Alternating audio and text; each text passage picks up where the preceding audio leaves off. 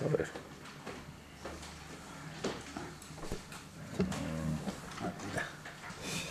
Bien, buenos días. Continuamos con el desarrollo del programa de este 21º curso de Doctrina Social y esta mañana con el tiempo que estaba previsto para comunicaciones. Hay una comunicación acerca de la actualidad de la Pacem in Terris hoy que nos va a presentar Fernando García Cadiñano. Él es burgalés, sacerdote de Burgos, está de párroco en Villalmanzo y 8 pueblos más, ¿no? 9 en total. Y además es profesor de moral social en la Facultad de Teología del Norte de España. Además de muchas otras cosas que, como él dice, bueno, pues son accesorias. Yo creo que no es desconocido para la mayoría de nosotros, que ha compartido con nosotros otros cursos y otras actividades también a lo largo de muchos años. Y bueno, pues tenemos este primer momento de la mañana para escucharlo, compartir la reflexión que nos presenta y después tendremos también un tiempo de diálogo, una posibilidad de dialogar entre nosotros y con él acerca del contenido de su comunicación. Yo no le robo más tiempo y os dejo con él.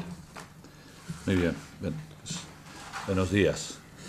Bueno, lo que he hecho fundamentalmente es una relectura de Pacem in Terris, sencillamente leer la encíclica, basta que también el curso pues pretende ser pues como un recuerdo del cincuentenario que celebramos de Pacem in Terris, y como toda relectura pues siempre se hace desde el contexto que cada uno estamos viviendo, este contexto nuestro de crisis económica, donde se están planteando pues tantos debates y tantas cuestiones, y lo único que he hecho de una manera muy sencilla es pues recordar aquellas propuestas que en la encíclica aparecían y que quizás en este momento actual pues resuenan de una manera como más clarividente. La exposición, que la voy a leer, la he dividido en dos partes. Una primera parte pues es recordar un poquito la encíclica, los contenidos pues fundamentales y el contexto en el que se mueve, y una segunda parte sería pues plantear los que desde mi punto de vista serían como 4 afirmaciones que no son quizás las afirmaciones más importantes de la encíclica, pero que sí que son desde mi punto de vista como 4 afirmaciones que hoy en nuestro contexto pues resuenan de una manera como más fuerte. Bueno, voy con el primer punto que he titulado Pacem in Terris, una encíclica singular. Bueno, todos sabemos que en este 2013 se está conmemorando este cincuentenario de Pacem in Terris, que seguro que para todos nosotros ha sido un momento de relectura de la misma. Y siempre cuando se relee una encíclica se producen siempre 2 actitudes fundamentales. En primer lugar, siempre es una ocasión para descubrir una época concreta a la que va dirigida el documento, con sus luces y con sus sombras. No extraña que descubramos un momento concreto, porque la doctrina social nace siempre del encuentro del Evangelio con los acontecimientos de la historia, fundamentalmente con esos acontecimientos que conforman lo que llamamos la cuestión social.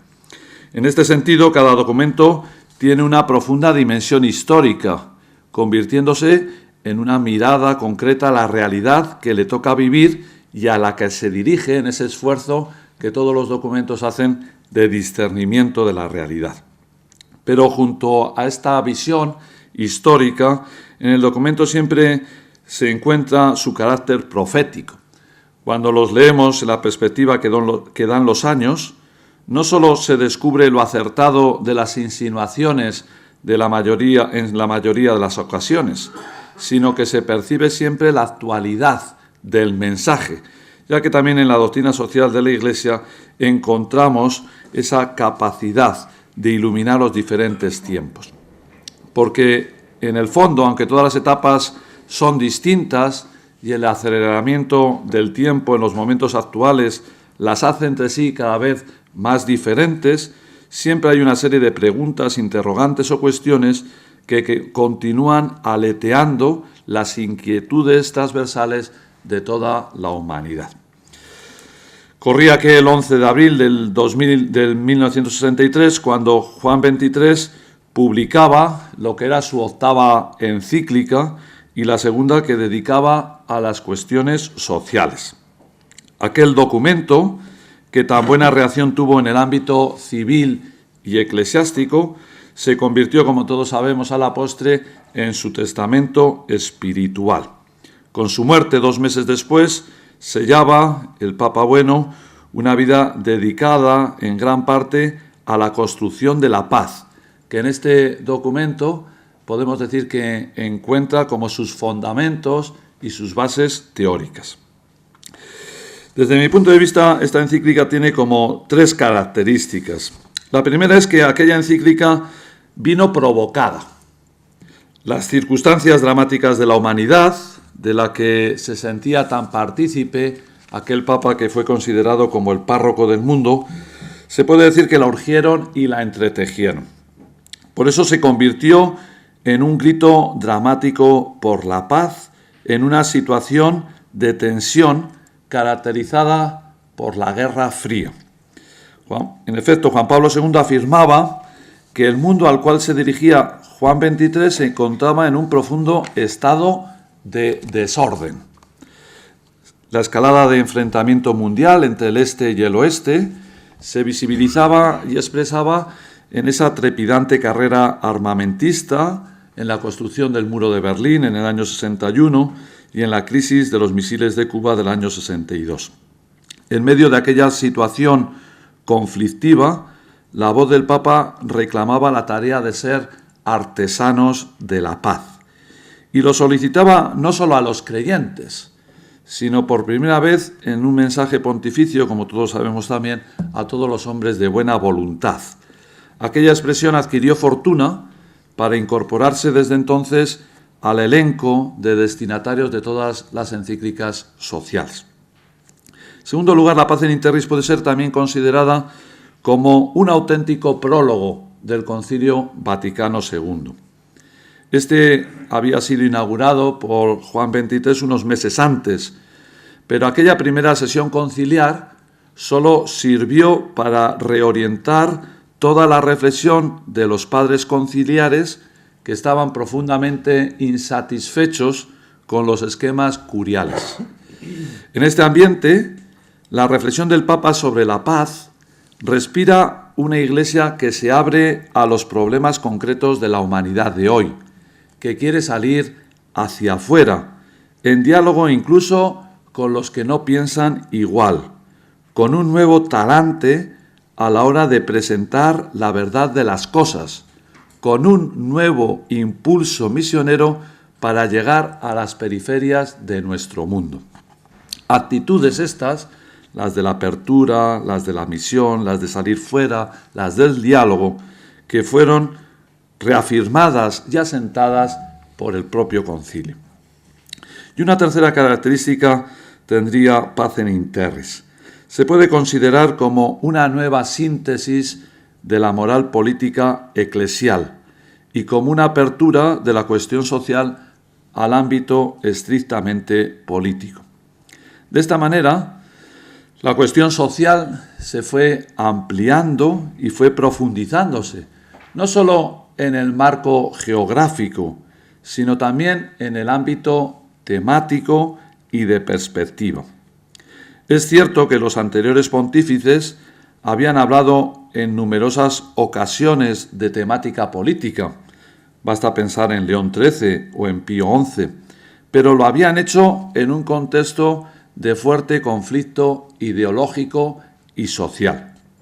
Pío XII también había enriquecido mucho la doctrina política con sus continuas intervenciones, sobre todo durante el periodo bélico, pero su mensaje estaba demasiado disperso. Juan XXIII, en esta encíclica, tiene la posibilidad de aglutinar toda esta riqueza en un contexto ideológico mucho más pacífico de los años 60, en paralelo a lo que se había hecho también en el otro ámbito socioeconómico.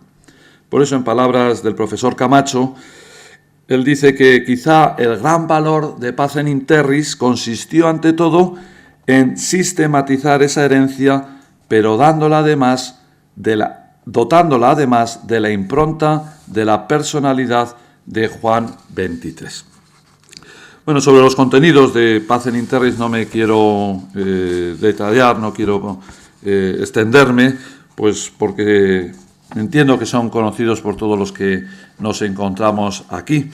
Esa insistencia que hace en el ámbito de la paz, definiéndola como la búsqueda del orden, ese orden del que parte desde los ámbitos pues, más particulares para extenderse en círculos concéntricos a la necesidad de buscar también esa paz a nivel universal y una paz que se sustenta sobre esos 4 valores, la verdad, la libertad y la justicia y el amor, valores que aparentemente son abstractos, obvios, indiscutidos por todos, pero que son hondos para afianzar la convivencia y que desde este momento van a servir para la síntesis de la moral social, porque son puntos de referencia, como dice el propio compendio, para la estructuración oportuna y la conducción ordenada de la vida social.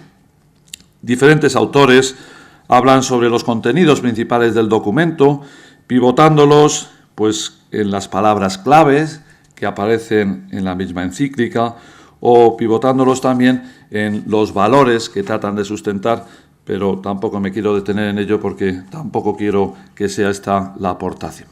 Paso al segundo punto, la Pacem in Terris, una encíclica actual. La pregunta que queremos reflexionar es si el mensaje de Pacem in Terris es actual 50 años después y sobre todo en qué aspectos. En una situación geopolítica que es radicalmente diferente a la del momento que la vio nacer. Los tiempos actuales son muy diferentes a aquellos de los años 60. En el fondo, nuestro objetivo es siempre hacer lo que hace el predicador en la fiesta del pueblo, ¿no? Que es intentar ver los nexos entre el patrono que vivió hace muchos años y los oyentes actuales. Bueno, pues esta labor de descubrir lo actual de un documento lo han hecho siempre los diferentes papas que han hablado de cómo Pacem in Terris es una encíclica actual. Juan Pablo II definió esta encíclica y dijo de ella que Juan XXIII, en aquel documento, mirando al presente y al futuro con los ojos de la fe y de la razón, vislumbró e interpretó los dinamismos profundos que estaban actuando ya en la historia. Benedicto XVI afirmaba de este documento que la visión ofrecida por el Papa Juan tiene todavía mucho que enseñarnos, mientras luchamos por afrontar los nuevos retos para la paz y la justicia en la era posterior a la Guerra Fría, en medio de la continua proliferación de armamentos. Y el propio Papa Francisco hace poco tiempo afirmaba, celebrando el 50º aniversario, que esta encíclica es, en palabras suyas, un estímulo para comprometerse siempre en la promoción de la reconciliación y de la paz en todos los niveles. Bueno, desde mi punto de vista, serían como 4 las grandes afirmaciones que nos pueden venir bien en estos momentos que estamos viviendo de crisis moral, económica, social y política. La primera afirmación que me parece importante subrayar en Pacem in Terris y que hoy resuena de una manera especial es la reivindicación de todos los derechos y especialmente su sentido social. Pacem in Terris se ha calificado como la encíclica de los derechos humanos. En efecto, es el primer documento magisterial que recoge un elenco detallado, pormenorizado y completo de los derechos humanos, que aspiran a ser reivindicados jurídicamente como expresión concreta de la dignidad de la persona humana.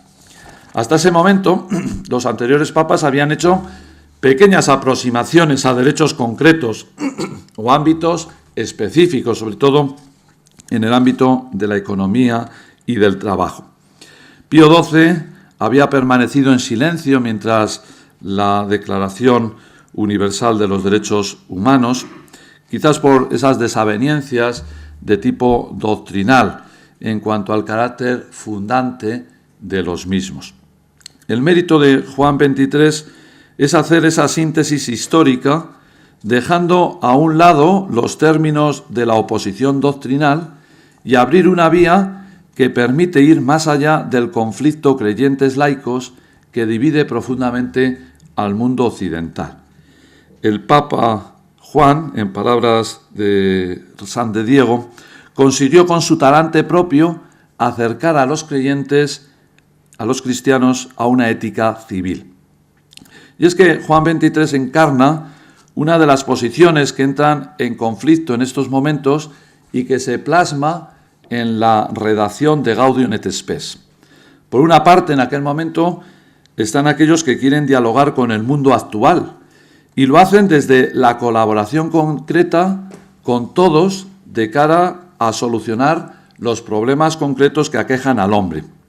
Pero por otro están aquellos que quieren dialogar, pero poniendo el énfasis en lo cultural, en la propia identidad, por lo que insisten en ofrecer una visión del hombre que sea aceptable para todos. De estas dos propuestas surgen dos tendencias legítimas que han marcado el quehacer eclesial de los últimos años: la acción en la historia o la acción doctrinal.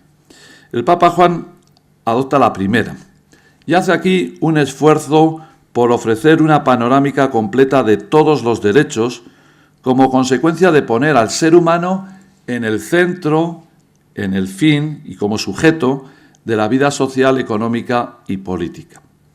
Es su unidad y sobre todo su dimensión social la que me gustaría que se subrayase en el contexto actual que estamos viviendo. En efecto, estamos viviendo tiempos, todos lo sabemos y en estos días se ha manifestado de una manera especial, de turbulencia y calificada en algunas ocasiones de retroceso social. Las políticas económicas, dictadas por ideologías imperantes, como se nos manifestaba en la primera ponencia del profesor Toso, están llevando a un cuestionamiento del estado de bienestar, que había facilitado como nunca la integración de todas las personas, produciendo un estado de paz y de desarrollo. Las políticas de control de gastos, que no se han realizado según el principio de la proporcionalidad, que es un principio básico en la vida social, han llevado a una situación en la que, según todos los informes de Cáritas que conocemos, el proceso de expulsión a la exclusión está elevándose exponencialmente, siendo esta exclusión, en palabras de los documentos de Cáritas, más intensa, más extensa y más crónica.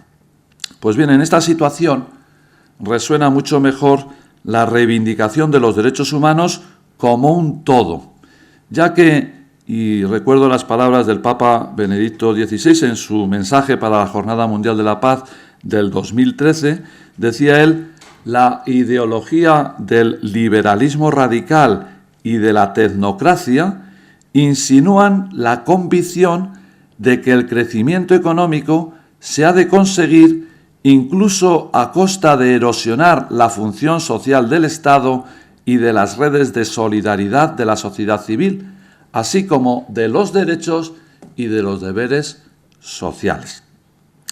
En efecto, la indivisibilidad de todos los derechos surge de la comprensión integral de la persona y es garantía, la única garantía para la auténtica paz y para el verdadero desarrollo.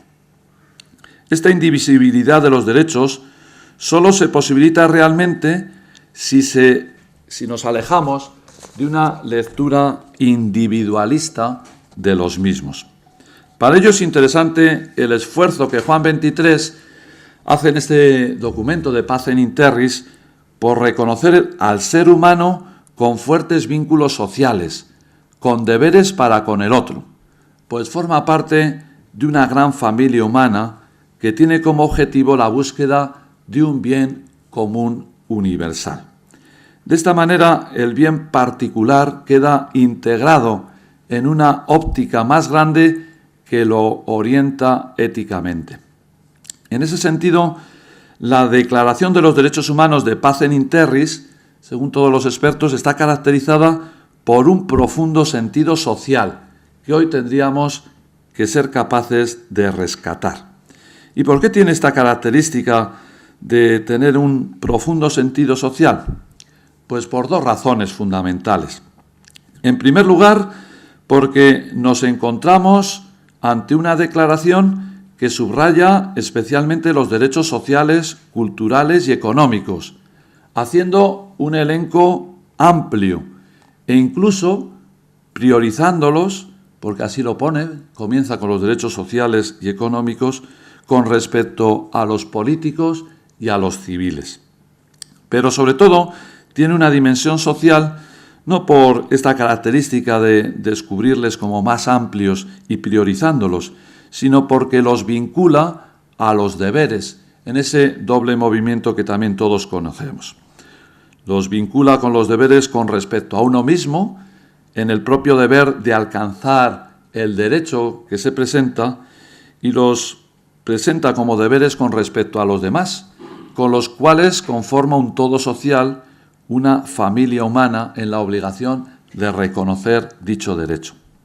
Este nexo con los deberes, que pertenece a la tradición bíblica más genuina, nos tenemos que dar cuenta que en la Biblia se habla sobre todo de deberes, de mandamientos, más que de derechos, permite que los derechos no puedan ser reivindicados unilateralmente y ofrece un punto de referencia en la búsqueda de otros pretendidos derechos. Así lo ha recordado el Papa Benedicto en Caritas in Veritate, cuando subraya que los deberes, dice en el número 43, delimitan los derechos, porque remiten a un marco antropológico y ético en cuya verdad se insertan también los derechos, y así dejan de ser arbitrarios. Por este motivo, los deberes refuerzan los derechos, concluye él, y reclaman que se los defienda y promueva como un compromiso al servicio del bien común.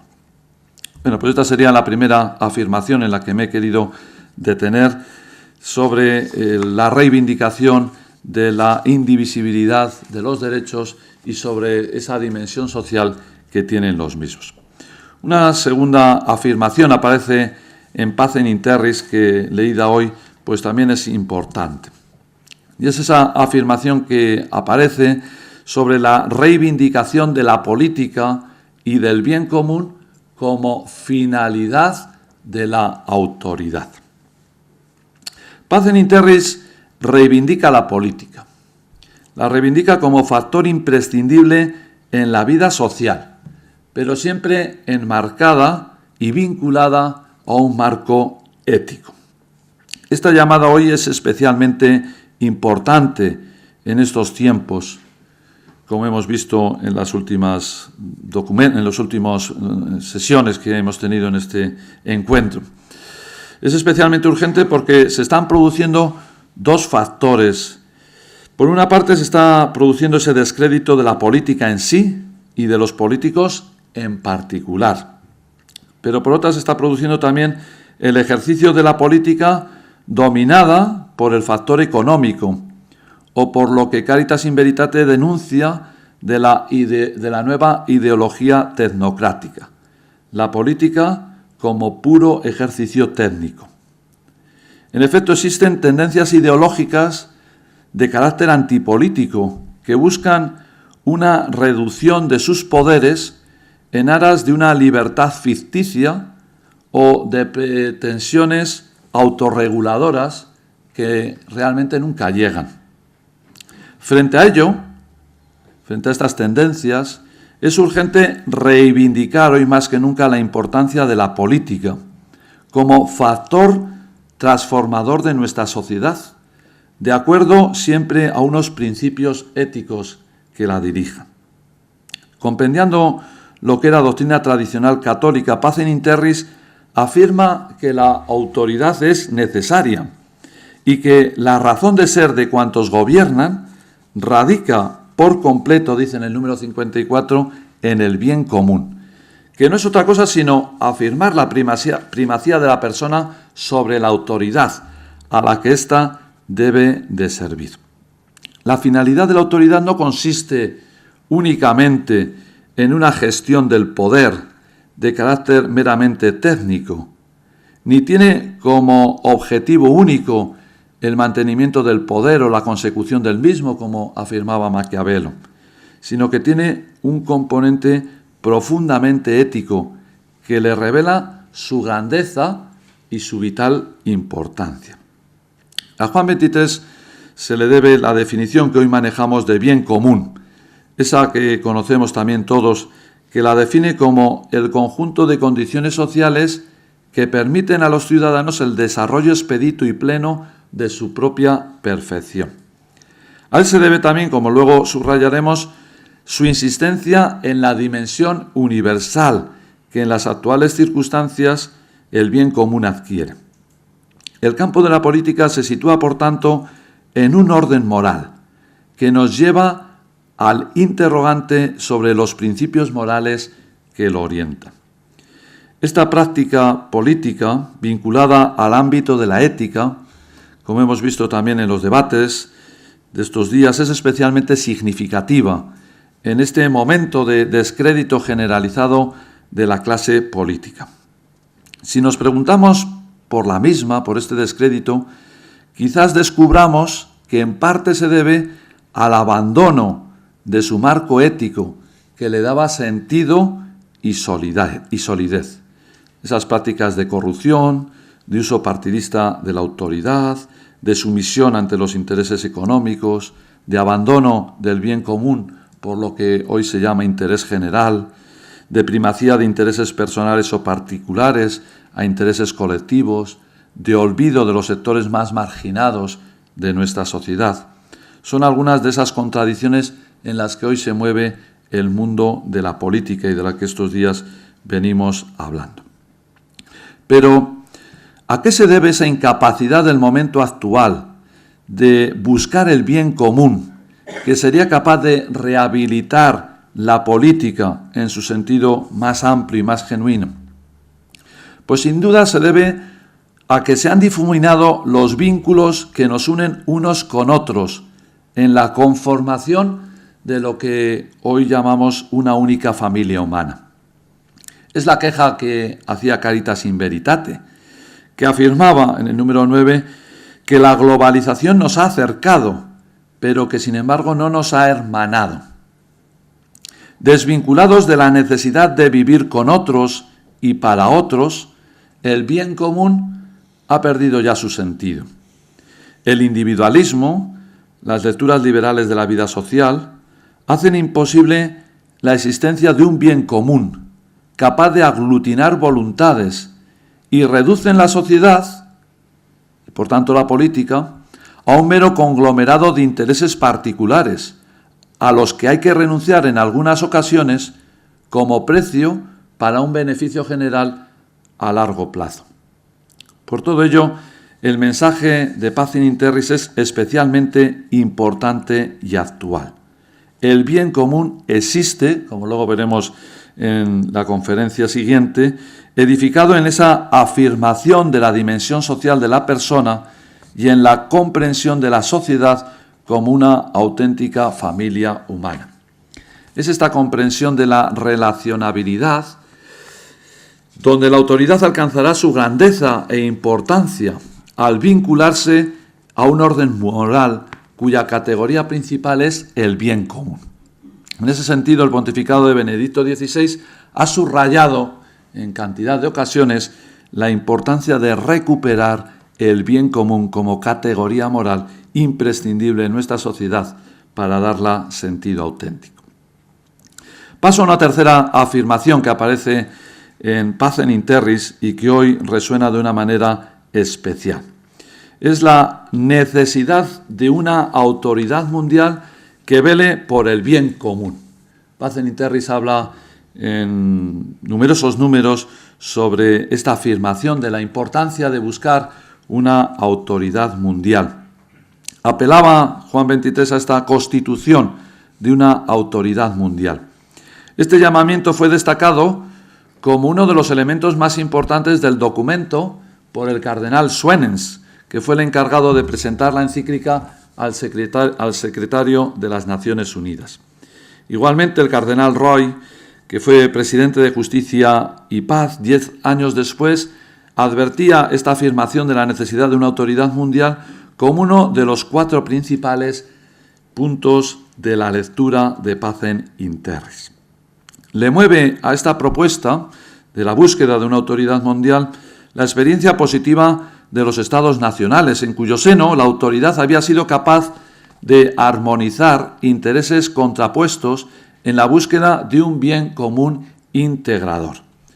Y sin duda también le mueve, al hacer esta propuesta, la misión de custodiar a los más pobres de nuestra sociedad, para quienes la ley y la autoridad, cuando rectamente son ejercidas, se convierte en su única posible defensa. Esta autoridad tenía que tener 2 características fundamentales, en palabras de Juan 23. Habría de ser fruto del consenso de la comunidad de naciones, es decir, no podría venir impuesta por ninguna potencia, y tendría que respetar la subsidiariedad como principio capaz de dinamizar la soberanía y el dinamismo de la comunidad internacional. Y además tendría un campo específico, que sería el de la promoción de los derechos humanos. Esta cuestión sabemos que no es original del Papa Juan, sino que fue ya preanunciada por Pío XII y ha sido retomada constantemente por todos los papas. Y es vista hoy, si cabe, con una mayor urgencia y actualidad, en un contexto de globalización, donde los poderes económicos, fundamentalmente los poderes financieros, desbordan, y con mucho, las cortas competencias de los estados nacionales. En efecto, las finanzas se han convertido en una realidad supranacional, que necesitan, para ser reglamentadas eficazmente, de instituciones igualmente globales. Ello exige, no obstante, como considera el Papa Benedicto, que la limitación actual de los estados nacionales no derive en su abolición, sino en una redimensión de su existencia y de su función. En ese sentido, en palabras de Benedicto, el cometido de una necesaria autoridad mundial en el contexto actual no tendría que quedar limitado al ámbito de velar por la paz, sino que sería ampliado a otras tareas que él mismo describe en Caritas in Veritate en el número 67. Las tareas de esta autoridad mundial serían gobernar la economía mundial para sanear las economías afectadas por la crisis, para prevenir su empeoramiento y los mayores desequilibrios consiguientes, para lograr un oportuno desarme integral, la seguridad alimentaria y la paz, y por último, para garantizar la salvaguarda del ambiente y regular los flujos migratorios. Y además, en continuidad con Pacem in Terris, profundiza en sus características. Deberá estar organizada de modo subsidiario y con división de poderes, tanto para no herir la libertad como para resultar concretamente eficaz.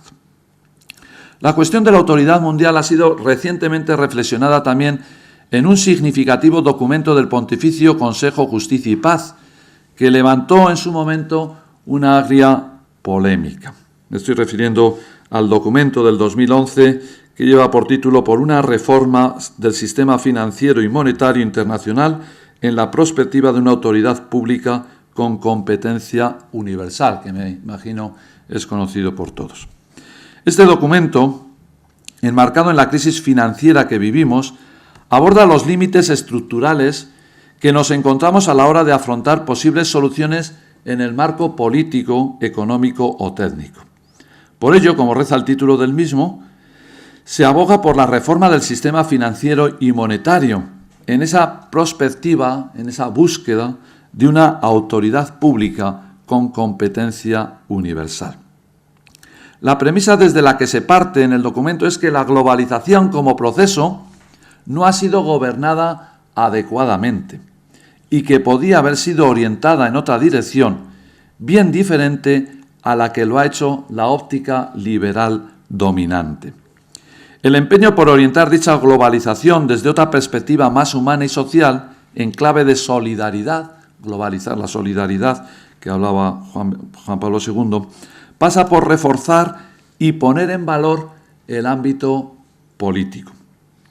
Para ello se aboga en este documento por una autoridad que esté dotada de estructuras y de mecanismos adecuados y eficaces, es decir, que esté a la altura de la propia misión y de las expectativas que en ella se ponen. Y más tarde, en el documento, se describe su proceso y su función, que ahí se detalla. Se trata, en palabras de Mario Toso, él lo califica así, de un salto de calidad en el sistema de gobernanza, pasando de la simple coordinación horizontal entre Estados, sin una autoridad superior, a un sistema que, además de esa coordinación horizontal, disponga de una autoridad superpartes, dice él, con potestad de decidir con método democrático y de sancionar en conformidad al derecho. Pero, ¿cómo conseguir en las actuales circunstancias esta ansiada y necesaria autoridad?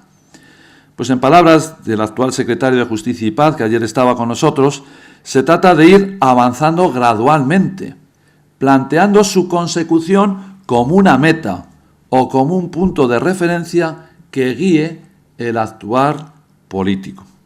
Para ello será muy importante la profundización en las actuales experiencias de multilateralismo, que son expresión de esa interdependencia y de esa necesaria cooperación. No se trata, por tanto, de establecer una autoridad que se ejerza como un superpoder absoluto, como especie de leviatán, sino que, respetando el principio de subsidiariedad, se practique sobre todo como fuerza moral, capaz de vincular a todos los actores de la vida internacional. Por tanto, no es una autoridad que imponga las políticas sociales, culturales o económicas que en cada momento tienen que ser realizadas, sino que se refiere a, en palabras suyas, una autoridad supranacional, participada y democrática. Una autoridad que no anule los diferentes niveles de organización y poder nacional y regional, y que, por tanto, en palabras suyas, sea poliárquica. De esta manera, limitada por el derecho internacional y con jurisdicción especial a ciertos ámbitos de actuación, de los que hablaba Benedicto XVI, va a favorecer el diálogo y la intercomunicación entre culturas y pensamientos diversos. Pues bien, el elenco de todas estas intervenciones a las que me he referido, de los papas y de este último documento, nos hacen ver aquella intuición de Pacem in Terris y su carácter profético, al descubrir ya con tanto tiempo la urgencia de caminar hacia esa autoridad mundial en un mundo cada vez más globalizado. Y por último, la última afirmación que quiero recordar de Pacem in Terris y que es especialmente importante en estos momentos actuales que estamos viviendo, sería la afirmación que hace sobre la presencia de los cristianos en el compromiso político y una presencia de los cristianos en el compromiso político junto a los no cristianos. El Beato Juan XXIII concluye su encíclica animando a una presencia activa de los cristianos en el vasto campo de la política, entendida esta en su sentido más amplio y más genuino, no solo en el aspecto formal. Eran tiempos, los años 60, todos los conocimos, donde el fervor participativo y democrático estaba en pleno auge. Los ideales por la transformación social implicaban también un compromiso político, asumido ampliamente por todos los sectores sociales. También los cristianos tenían que compartir este anhelo humanizador de sus contemporáneos a través del compromiso temporal. Y por eso invitaba el Papa Juan XXIII en el número 146. Al llegar aquí, exhortamos de nuevo a nuestros hijos a que participen activamente en la administración pública y cooperen al fomento de la prosperidad de todo el género humano y de su propia nación. Iluminados por la luz del cristianismo y guiados por la caridad, es menester que con no menor esfuerzo procuren que las instituciones de carácter económico, social, cultural o político, lejos de crear a los hombres impedimentos, les presten ayuda para hacerse mejores, tanto en el orden natural como en el sobrenatural.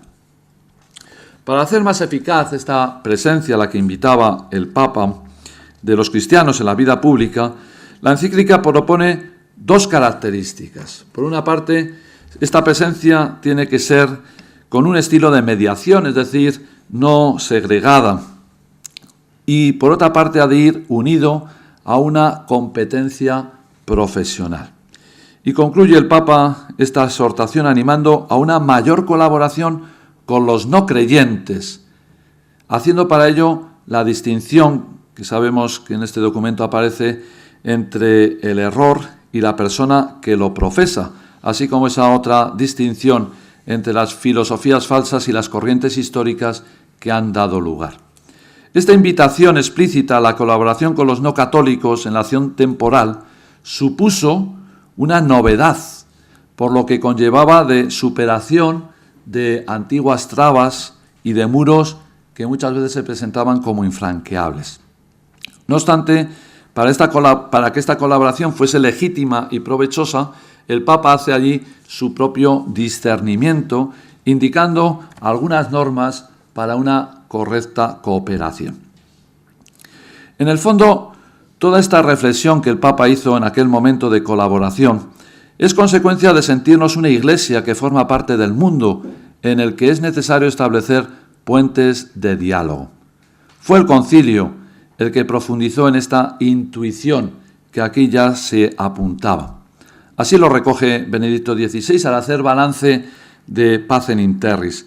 Dice él: la encíclica del Papa Juan ha sido y es una fuerte invitación a comprometerse en ese diálogo creativo entre la Iglesia, el mundo, entre los creyentes y no creyentes, que el Concilio Vaticano II se propuso promover. Este llamamiento del Papa Juan, que parte de una enorme confianza en la acción temporal de los católicos, me parece que es especialmente urgente en el momento actual que estamos viviendo. Y lo es por dos motivos. En primer lugar, porque no se llega a descubrir ni a animar suficientemente las necesarias relaciones que tiene la política con la fe o la fe con la política. Hoy prima una religiosidad de tipo individualista, en palabras de Mardones, ¿no?, que busca más la satisfacción personal que el cambio de la sociedad, que se fija más en la dimensión de sentido que encierra la fe cristiana que en su dimensión liberadora. En cierta medida se ha desactivado la dimensión política de la fe, que tan acentuada estuvo en los momentos posconciliares. Y en segundo lugar, me parece importante esta afirmación porque se percibe por otra parte de la Iglesia tentaciones de tipo autorreferencial. De esta manera se buscan refugios más cómodos en la vivencia de la fe, que sitúan a la misma, de hecho, en auténticos guetos que dificultan su carácter de ser sal y levadura. El Papa Francisco ha sido especialmente incisivo e insistente en este aspecto en sus primeros meses de pontificado.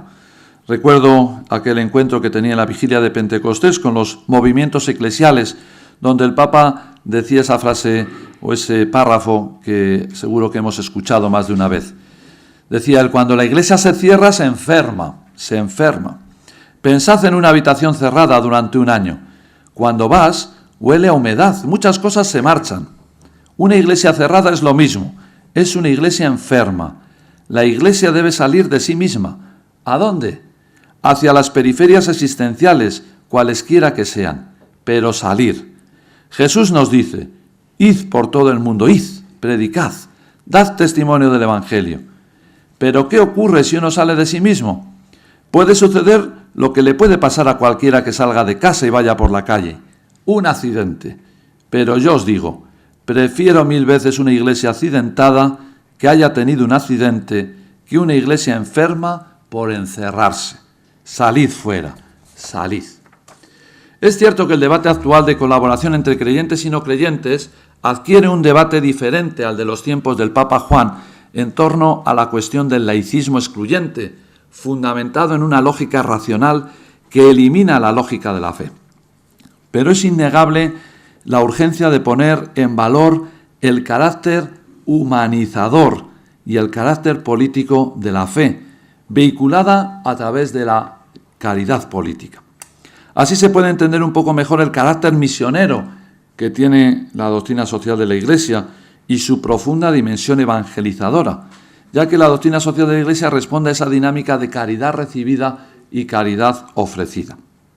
El terreno de lo social es un ámbito propio de la dimensión pública de la fe y un espacio singular para el encuentro con los no creyentes que coinciden con nosotros en la lucha por la dignificación de la persona humana. Yo al menos me pregunto constantemente, ¿dónde estamos los cristianos en el surgimiento de todos los movimientos renovadores que buscan la promoción de los derechos humanos? Los últimos tiempos han sido especialmente significativos en el despertar de la movilización social, de la toma de conciencia como sociedad civil. En estos días hemos recordado esos movimientos de los indignados, del 15M, etc. En todos estos espacios, la fe cristiana tendría mucho que aportar. Si la alejamos de un puritanismo que no existe, o de tentaciones de integrismo o de un compromiso político que la diluya. En este sentido, hemos de profundizar en la caridad política, tal y como la definía Benedicto XVI en Caritas Veritate. Decía él que trabajar por el bien común es cuidar, por un lado, y utilizar, por otro, ese conjunto de instituciones que estructuran jurídica, civil, política y culturalmente la vida social, que se configura así como polis, como ciudad. Se ama al prójimo tanto más eficazmente cuanto más se trabaja por un bien común que responda también a sus necesidades reales. Todo cristiano, concluye él, está llamado a esta caridad según su vocación y sus posibilidades de incidir en la polis. Bueno, pues estas serían como las 4 afirmaciones que me parece importante hoy subrayar y que pues nos viene bien también como homenaje y como recuerdo a Pacem in Terris. Pues muchas gracias.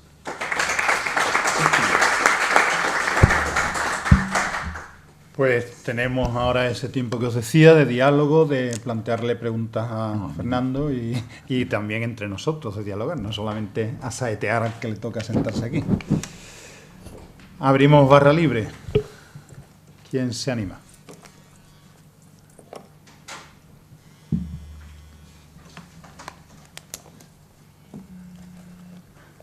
¿Yo mismo? Pues venga. Bueno, pues... Espera un momentito que te pasan el micrófono, y si no después Fernando nos riñe porque no se ha grabado todo.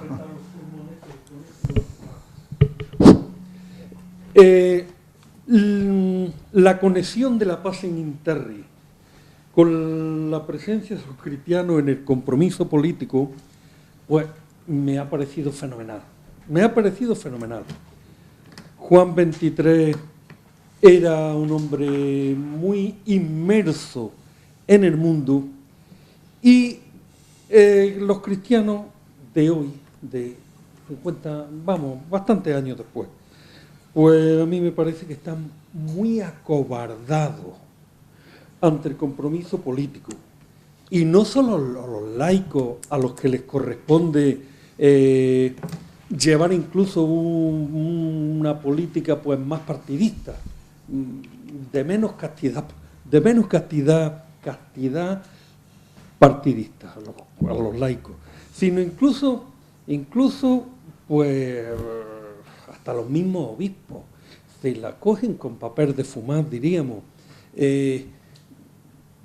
Entonces, la Pacem in Terris por ahí lo veo bien. Creo que para un compromiso total y no el ensimismamiento que tenemos todos, haría falta hasta una castidad perfecta en quien tiene que tenerla, no en el matrimonio, por supuesto. Porque si la habitación está cerrada, huele mal, tiene humedad, tiene ácaro o tiene demonio. Creo que, en fin, la apertura al compromiso político es fundamental. Y ya está bien de miedos, caramba. Bueno, no me enrollo. Sí, hacemos varias intervenciones. Si te parece, hacemos una primera ronda de intervenciones y que luego Fernando pueda intervenir.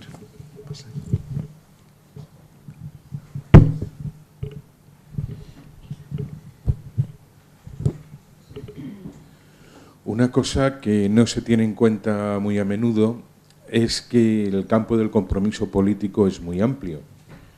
Siempre que se habla de compromiso político o frecuentemente se va la mente a la idea de militar en un partido. A mí me parece que es importante no olvidar que las mediaciones o los agentes que intervienen en el compromiso político, en la vida política, son muchos más.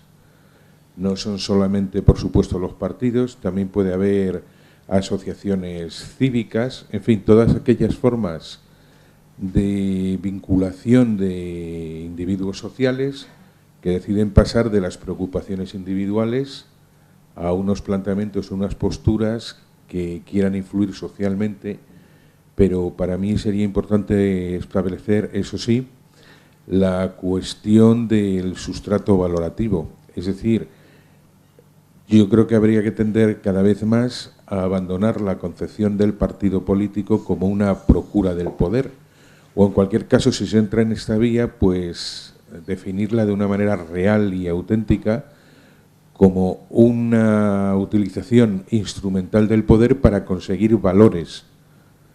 Entonces, en ese sentido, el campo del compromiso político es muy amplio, bastante amplio.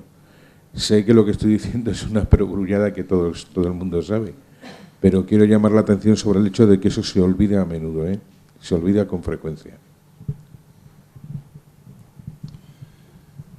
¿Más intervenciones?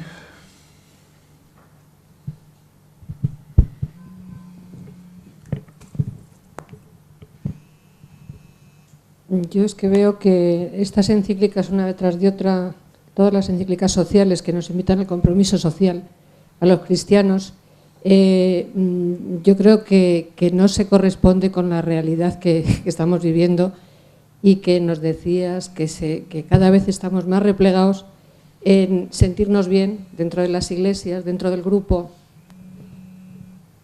Yo creo, no sé si a lo mejor nos ha faltado un acompañamiento para salir fuera, porque es verdad que todos los actos que tenemos, que vivimos durante el día son políticos, pueden ser políticos. Nuestras decisiones inciden en la política. Pero el compromiso político dentro de una asociación o de un partido, pues tiene unas connotaciones que te ves en la intemperie muchas veces. Y yo, vamos, no milité en ningún partido político, sí en un sindicato. Entonces ves cómo poco a poco los cristianos se van apartando del compromiso por lo difícil de vivir a la intemperie. Entonces yo creo que ha debido faltar, yo creo que ha faltado un acompañamiento por parte de la Iglesia a los cristianos comprometidos en los partidos políticos y en los partidos sociales, me parece a mí.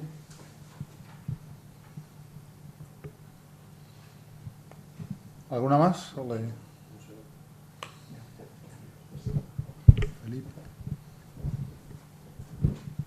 Yo no es pregunta, sino felicitarte. Me he sentido muy a gusto con esta exposición sobre la encíclica, ¿no? Y me han surgido pues muchas cosas al hilo también de lo que estaban diciendo en estos momentos, ¿no? Entonces no es pregunta, solamente compartir que es un gozo tener la doctrina social que tenemos, que hemos tenido hasta ahora dificultades, los que estamos en la brega diaria, y aunque tengamos algún servicio diocesano, no es precisamente esto lo que más se potencia, o incluso cuando lo decimos, lo que más se asegura en nuestros procesos evangelizadores o también en nuestros procesos educativos y misioneros. Por eso a mí me parece que vivimos con mucho gozo, yo al menos. Estamos en una etapa nueva. Me ha gustado mucho el enclave que has hecho de la encíclica y el cuadro, y sobre todo pues esta referencia concreta al Papa Francisco, que de verdad pues nos pone en esta línea de salir, de encontrarnos a gusto pues eso, en la periferia, donde están nuestros hermanos, los que más sufren, los más marginados, que es consecuencia todo de unos sistemas políticos, económicos, culturales. Por eso no era simplemente un desahogo personal. Felicitarte una vez más, Fernando, y que esto pues nos ayuda a ser testigos en nuestras realidades concretas. Sí, bueno, pues se subraya esa importancia de la participación política que sigue siendo una de las asignaturas pendientes del catolicismo español desde hace muchísimo tiempo, ¿no? Hay que subrayar exactamente que el compromiso es una perogrullada y Paz in Terris también lo recuerda. El compromiso en el ámbito de lo político es en ese sentido amplio, no solo de la política formal de los partidos, sino esa presencia, como recordaba también Benedicto XVI, de la implicación en las instituciones y en el trabajo de la polis, ¿no? Pero yo me gustaría subrayar esa insistencia que Juan XXIII hizo en la colaboración, porque a mí me parece que esa es como uno de los peligros que hoy podemos tener, ¿no? De esa colaboración con los no creyentes, ¿no? Quizás tenemos esa tentación del puritanismo, del no mezclarnos con los que piensan de manera diferente, quizás por la salvaguarda de lo doctrinal, y hemos caído en esa otra tentación pues de no sentirnos cómodos o de alejarnos de esos otros ámbitos donde pues, los no cristianos, los no creyentes, los que quizás hacen sus planteamientos desde postulados pues, muy diferentes a los nuestros, y nos sentimos a veces alejados de ellos, ¿no? Yo querría subrayar eso porque me da la sensación de que a veces corremos ese peligro de alejarnos de ellos por la insistencia que se ha hecho en lo doctrinal, en el ámbito de la verdad, en el ámbito, todos estos ámbitos, ¿no? Que es necesario plantearlos, lógicamente, ¿no? Pero que a veces pues, nos alejan de ese compromiso concreto en el qué hacer de la dignificación de la persona humana, ¿no? ¿Alguna otra intervención que queramos hacer? Yo quisiera apoyar a la señora o señorita que habla ahí sobre... Perdón, ¿le pasáis el micrófono? Sí. Si no, después, como no se graba, nos riñen.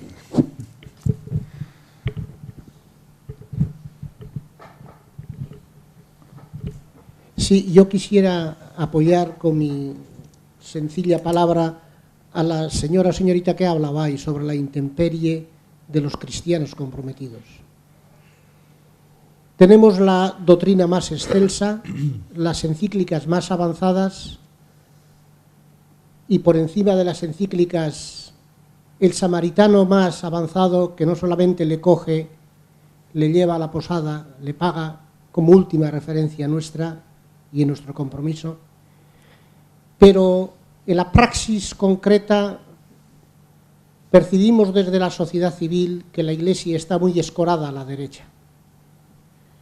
Es verdad que movimientos como Cáritas y otros movimientos están presentes, pero también es verdad que percibimos que muchas veces el silencio de la Iglesia ante la situación que estamos viviendo hoy, aquí y ahora, es de silencio, o de muy poco profética.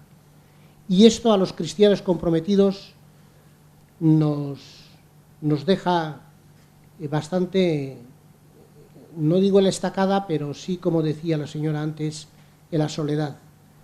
Yo tengo mis pequeños compromisos sociales en la sociedad y a veces me encuentro también solo, y creo que como yo otros muchos.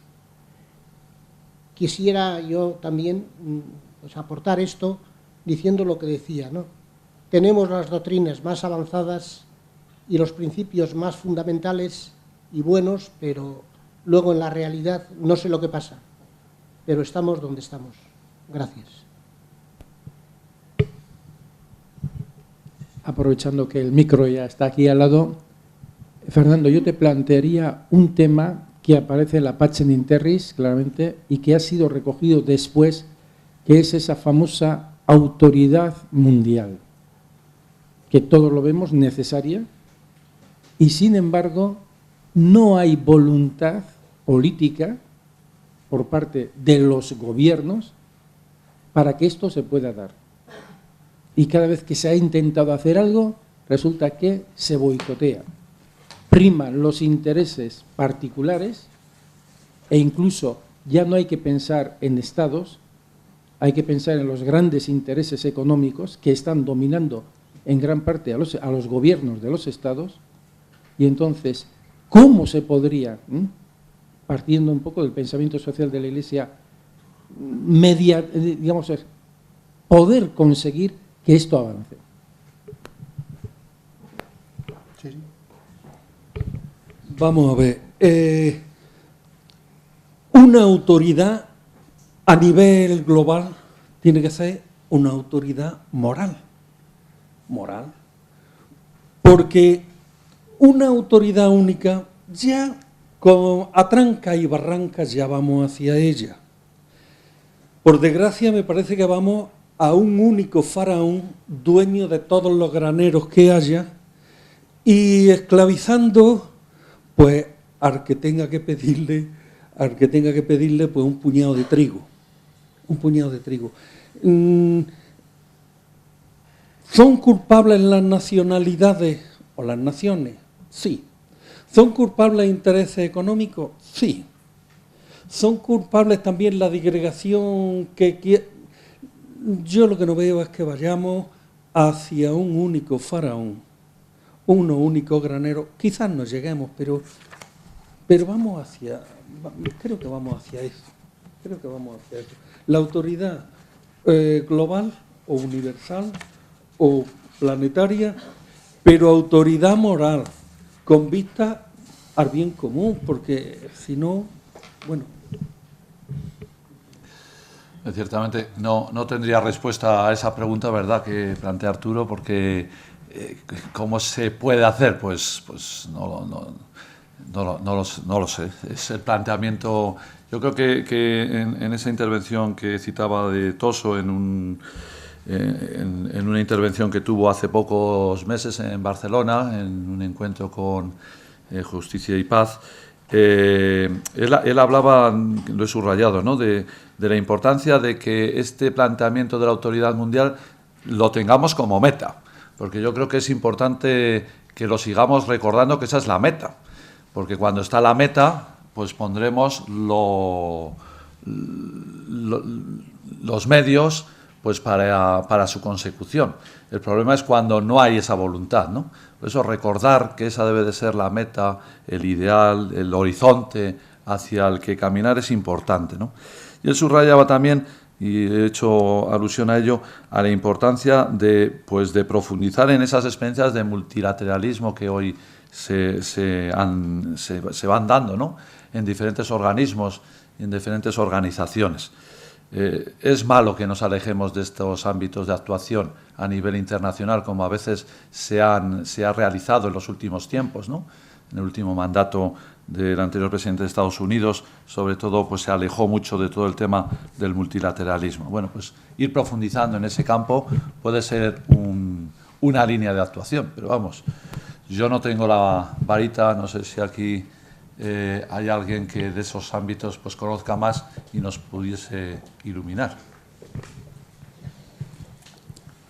Sí, sí.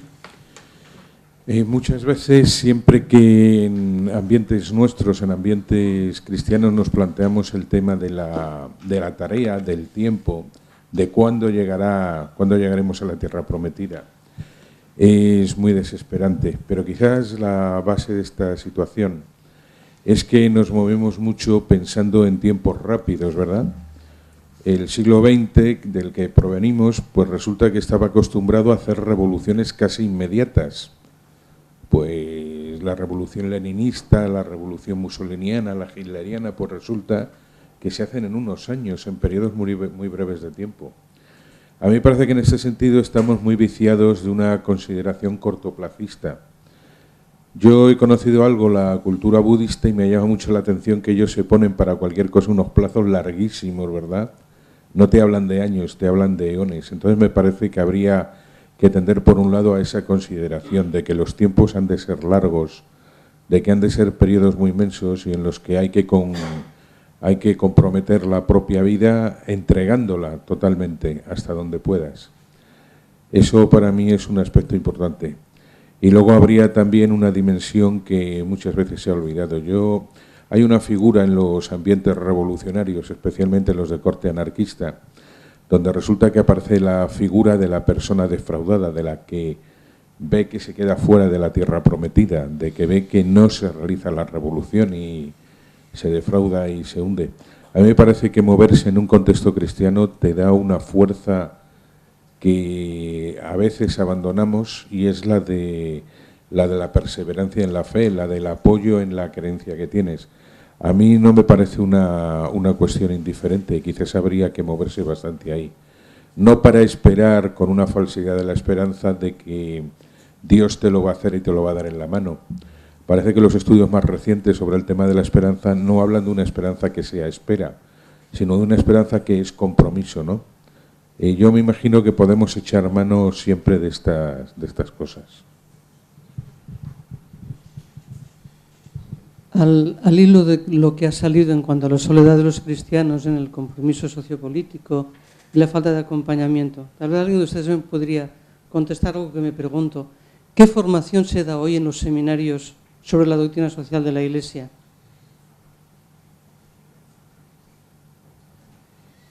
Es la formación que se da en el propio currículum. Me imagino que en el currículum de la propia formación académica, pues cada seminario tendrá la suya, ¿no? Luego vendría pues lo que sería esa aplicación de la doctrina social, pues a través de la interactuación con las diferentes delegaciones que tienen ámbito un poco más específico sobre el ámbito de la doctrina social, ¿no? Yo creo que la experiencia es muy plural, ¿no? No te sabría... O sea, que en el currículum aparece la doctrina social de la Iglesia, lógicamente tiene que ser conocida por todos los seminaristas, ¿no? Bien en el ámbito de la moral social o bien en el ámbito específico de la doctrina. Hay diferentes formas. Sobre el camino que podría conducir a una autoridad mundial, yo me imagino que difícilmente podrá ser otro demasiado distinto del que se ha seguido en Europa. Hoy por hoy, pensar que los países musulmanes y Estados Unidos puedan estar sometidos juntos a una misma autoridad es impensable. Pero los países que hoy integramos la Unión Europea habíamos salido de dos guerras mundiales que nos habían enfrentado y llenado de odios, y también parecía prácticamente imposible llegar donde se ha llegado, que todavía no hemos llegado muy allá, que ciertamente de una manera continuada resurgen tensiones nacionales, intereses particularistas, etc. Pero el caso es que se comenzó colaborando con pequeñas cosas, la comunidad del carbón y del acero, luego el mercado común económico, y se ha ido dando pasos que todavía están muy por recorrer. Me imagino que solo así se han ido pudiendo vencer algunos prejuicios, acostumbrándonos a convivir para poder llegar a algún sitio.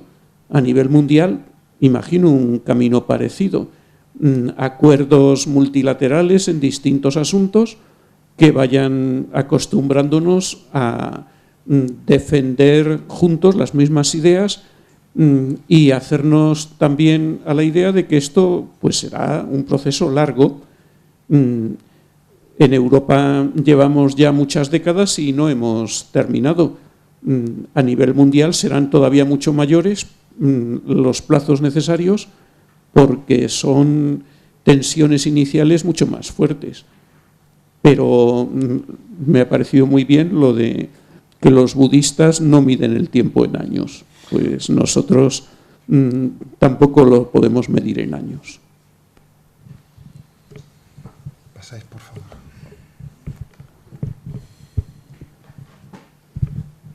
Sí, yo quería hacer una referencia. El contexto, has hecho una referencia, pero tímida. El contexto económico de la paz en Interris y el actual es profundamente diferente. Los años 60, como aquí se ha dicho, se sale de las dos guerras mundiales, estamos en reconstrucción de Europa, pleno crecimiento económico, y eso produce, pensemos por ejemplo en España, yo creo que aquí todos tenemos ya suficiente, una década o 15, 20 años de un profundo crecimiento económico que hace, que crea una sociedad de clases medias. Una cosa parecida a lo que probablemente hoy todo no es crisis. Hay países que con la globalización en los últimos años, hace 30 años India y China eran absolutamente pobres. Hoy en día hay millones y millones de gente que tienen un nivel de vida similar al que podamos tener nosotros. Entonces, primero, la paradoja. Cuando crece la economía, se puede distribuir la riqueza, aumenta la riqueza, se consigue más bienestar económico. Otra cosa luego, naturalmente, es el reparto, etcétera, que ahí ya entraríamos en distintas posiciones políticas y económicas y filosóficas. Pero no cabe duda que cuando crece la economía hay reparto de riqueza, etcétera. Ahora estamos, por ejemplo, en España, disminuyendo el Producto Interior Bruto. Viene la crisis, viene el problema del hundimiento de las clases medias, viene el problema de la sostenibilidad de las pensiones, etcétera. O sea que ahí tenemos una paradoja. Entonces yo creo que los cristianos también nos tendríamos que plantear, porque a veces se hacen críticas y se habla. A mí me parece que hablar de socialismo o hablar de liberalismo, pues en principio, como no rellenemos esas dos palabras, es muy difícil. Naturalmente que hay unas instituciones que son las que han ocasionado fundamentalmente el tema del problema de la crisis financiera. Pero en fin, yo quería saber un poco qué piensas de o qué pensamos de estas cosas y cuál debía ser la actitud de la Iglesia en este tema, ¿no? O sea, más allá de los grandes principios del bien común, etcétera. O sea, luego en la práctica, ¿cómo llevamos eso a la práctica, ¿no? Sí, vamos, se puede hablar. No cabe duda que la influencia del ámbito económico en el ámbito, se puede decir, cultural, pero también psicológicamente de ánimo, ¿no? Que es un poco también lo que hacías referencia, pues marcó aquellos años 60 donde pues se veía, pues bueno, había una esperanza, una ilusión, pues muy diferente a la que actualmente estamos viviendo, ¿no? Entonces, en ese sentido sí que hay una influencia fuerte del factor económico en ese aspecto pues psicológico y me atrevería a decir también cultural, ¿no? Pero bueno, pues la presencia de los cristianos también tiene que ser en ese ámbito también de la renovación de las estructuras económicas. Aquí yo he subrayado el ámbito de la política porque me parecía como más importante, ¿no? Pero incluso el aspecto, vamos, fundamentalmente descubriendo que la política también tiene un fuerte actuar o debe de actuar fuertemente para esa renovación de las estructuras económicas. Entonces vendría a través de esa mediación política la renovación de las estructuras económicas, por ahí debiera de ir el camino, ¿no? Entonces debe de haber una presencia de los cristianos en esas estructuras precisamente pues bueno, para hacerlo más humano. Entonces se me ocurre así. Sí, pero por ejemplo, te repregunto, eso también es un postulado marxista, o sea, quiero decir, sin querer anatematizar al marxismo, que tiene cosas que están muy actualizadas, pero Marx, recordamos que todo el que decía que la infraestructura, creo que la superestructura política está condicionada por la infraestructura económica, o sea, entonces, ¿cuál sería la diferencia del cristiano frente a esa postura? O sea, ¿cómo podríamos? Porque yo es que no termino de ver el lugar de por dónde entrar, ¿no? Yo creo, o sea, a mi modo de ver, voy a decir una cosa que parece obvia, o sea, que a mi modo de ver, cualquiera que sea la posición que tengamos, hoy hay que respetar las reglas del mercado. Otra cosa es establecer mecanismos correctores. Pero cuando se habla de críticas al liberalismo, nunca entiendo yo que se puede poner en cuestión esa no sé, sonríe aquí el compañero de esa. Naturalmente, cuando se habla de los mercados, o sea, se puede hablar de muchas cosas, o sea, no estoy pensando en los abusos y las cosas. Las reglas fundamentales, si no, yo es que no veo otro sistema hoy en día, no sé, a lo mejor... Hombre, a mí me parece que la respuesta que se ha dado antes también, pues aquí es el horizonte, ¿no? El horizonte es cómo la economía tiene que servir a la persona.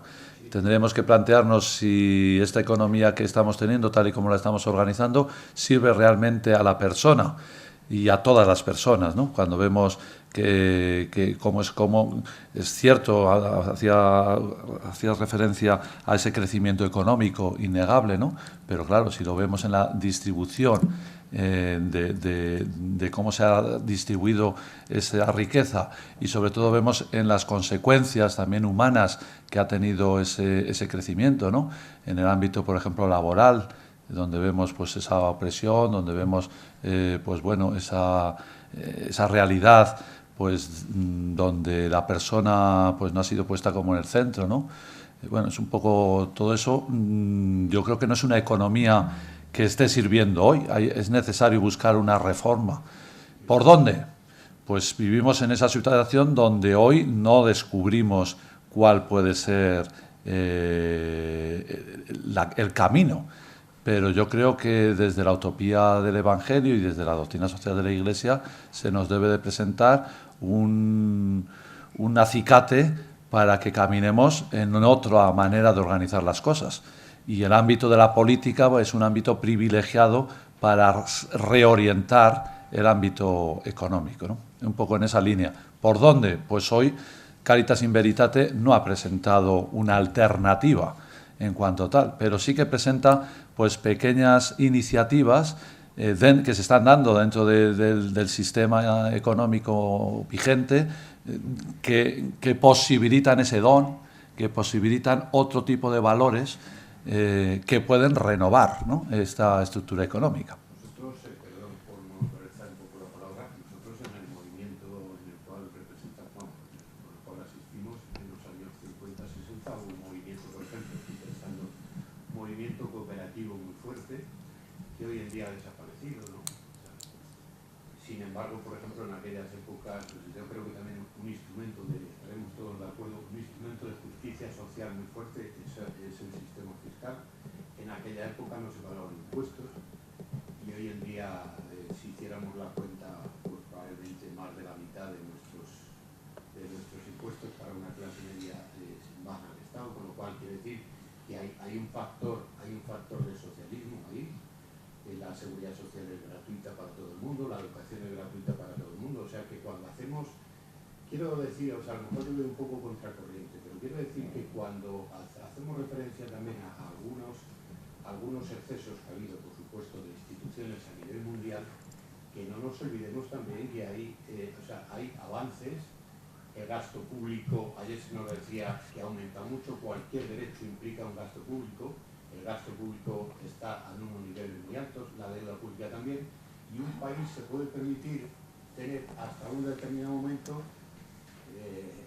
unas prestaciones sociales y por encima de ahí no puede. O sea, que quiero decir que yo creo que dentro de lo que cabe no estamos tan mal, si superamos la... Bueno, pero si lo vemos desde la perspectiva global, que yo creo que nunca la tenemos que perder, ¿no? La perspectiva global de nuestro mundo, pues vemos cómo el mundo está dividido, ¿no? Producto en gran parte de un sistema económico, claro. Si os parece, podríamos seguir dialogando sobre este tema, pero bueno, no se trata de agotarlo hoy. El curso siempre se nos plantea como un elemento, yo digo, de parada y fonda, ¿no? Hemos hecho parada, hemos cargado ideas, hemos compartido ideas y nos queda todo el año por delante para darle vueltas y seguir planteándonos ponerlas en práctica. A eso nos va a ayudar también dentro de media hora, a las 11:30, la conferencia del profesor Rocco D'Ambrosio.